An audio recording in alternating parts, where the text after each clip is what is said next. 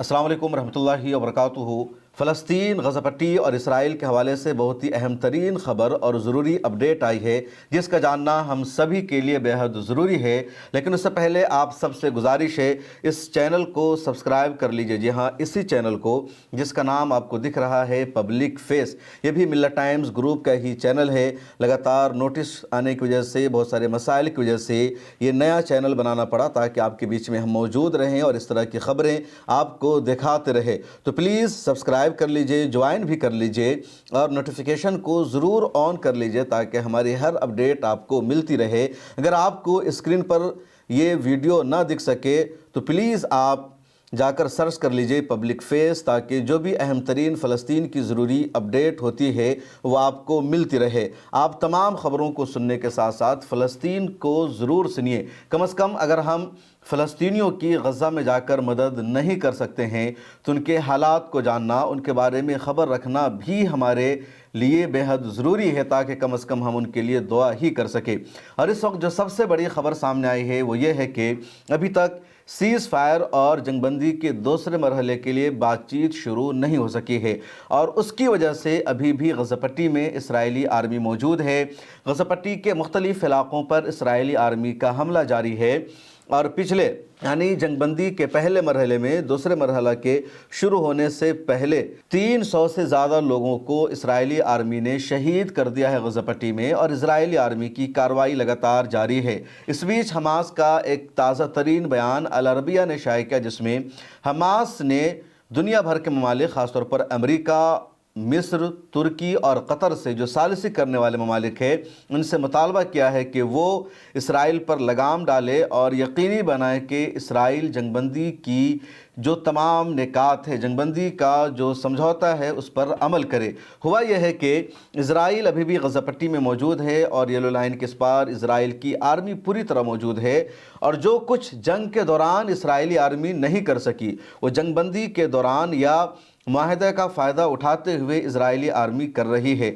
मैंने कई मरतबा अपनी वीडियो में आपको बताया कि जब तूफ़ान अल अक्सा ऑपरेशन के बाद 7 अक्टूबर के बाद इसराइल ने गज़ा पट्टी पर जंग मुसल्लत की हमले का आगाज़ किया, तो उसके बाद शहीद इस्माइल हनिया जो हमास के साबिक़ सरबराह है, उन्होंने अपनी एक स्पीच में कहा था कि गज़ा पट्टी पर इसराइल के हमले का 3 बुनियादी हदफ है। पहला हदफ है तमाम होस्टेज को रिहा कराना, और उसमें इसराइल कामयाब नहीं हो सका। दूसरा हदफ है गज़ा पट्टी में जितना हमास का फ़ौजी इंफ्रास्ट्रक्चर मौजूद है उसको ख़त्म करना, तबाह करना, और उसमें भी जंग के दौरान इसराइल कामयाब नहीं हो सका। तीसरा हदफ है फ़लस्तीनी अवाम को गज़ा पट्टी खाली करने पर मजबूर करना, ताकि पूरा गज़ा पट्टी का इलाका भी इसराइल का हिस्सा बन सके और ग्रेटर इसराइल के मनसूबा में उसको कामयाबी मिले। इन तीनों में से इसराइल अभी तक कामयाब नहीं हो सका, लेकिन अब जंगबंदी के दौरान इसराइल लगातार मुख्तलिफ सुरंगों को जानने की कोशिश कर रहा है। सिविल ड्रेस में इसराइली आर्मी मुख्तलिफ इलाकों में जा रही है, और वो हमास के लड़ाकों के अल-क़स्साम ब्रिगेड की मिलिट्री जो है वहाँ तक पहुँचने की कोशिश कर रही है।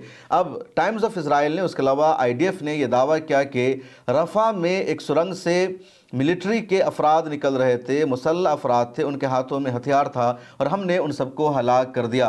तो इस तरह मुख्तलिफ सुरंगों की छानबीन में लगी हुई है। अमरीकी मीडिया ने भी जंगबंदी के बाद ये रिपोर्ट शाया की थी कि 2 साल तक गज़ा पट्टी पर हमला करने के बावजूद भी 50% से ज़्यादा हमास की सुरंगें महफूज हैं, उनके टनल मौजूद है।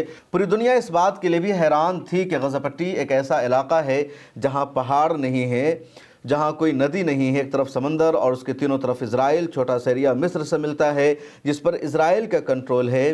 कैसे इन्होंने इतना बड़ा टनल बना लिया, ज़ेरे ज़मीन इतनी बड़ी सुरंगें इन्होंने बना ली, और इतनी बड़ी जंग इन्होंने की। 2 सालों की जंग के दौरान भी इसराइल हमास को ख़त्म नहीं कर सका।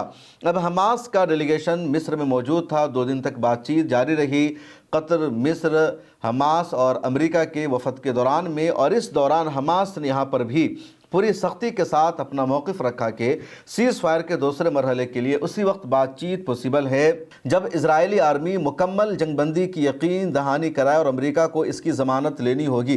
पिछली मरतबा भी अमेरिका ने ज़मानत ली थी, शर्म शेख में पीस डील पर साइन हो गया। उसके बावजूद भी अभी तक इसराइल सीज़ फायर का वायलेशन करता है, जब चाहता है वो हमले कर देता है। इसलिए इसराइल पर नकील कसना, उस पर लगाम लगाना बेहद ज़रूरी है और अमेरिका की जिम्मेदारी बनती है।